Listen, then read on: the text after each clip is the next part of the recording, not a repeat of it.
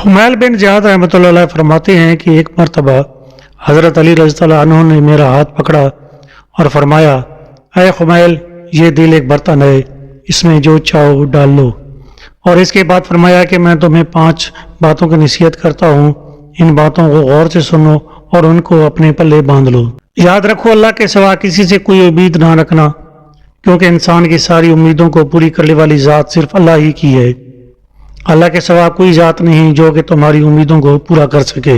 दूसरी बात यह फरमाई कि अपने गुनाहों के अलावा किसी चीज़ से ना डरना कि कल को जब अपने अल्लाह के सामने जाओगे तो अल्लाह को क्या मुंह दिखाओगे। इसलिए हर वक्त ये खौफ अपने दिल में रखो कि कोई गुनाह तुमसे सरजद ना हो, और जो गुनाह तुमसे सरजद हो चुके उन पर अल्लाह से इस्तग़फ़ार करो। तीसरी नसीहत ये फरमाई कि अगर तुमसे कोई ऐसी बात पूछी जाए जिसका तुम्हें इल्म ना हो तो ये कहते हुए ना शर्माना कि मैं नहीं जानता।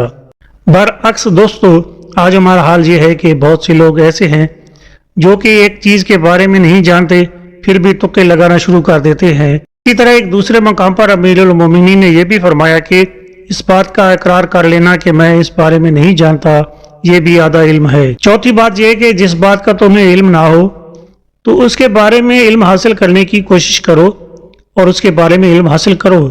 फिर आप रज़ियल्लाहु अन्हु ने आखिरी बात ये फरमाई कि सब्र करो। हर हाल में सब्र करना इंसान के लिए बेहतर है और सब्र ईमान का हिस्सा है। बल्कि यहाँ तक फरमाया कि सब्र का मुकाम ईमान में इसी तरह है जैसे कि बदन में सर का मुकाम है। इस बात से मालूम हुआ कि सब्र का ईमान के साथ बड़ा गहरा ताल्लुक है, इसलिए चाहिए कि सब्र का दामन किसी हाल में ना छोड़ा जाए।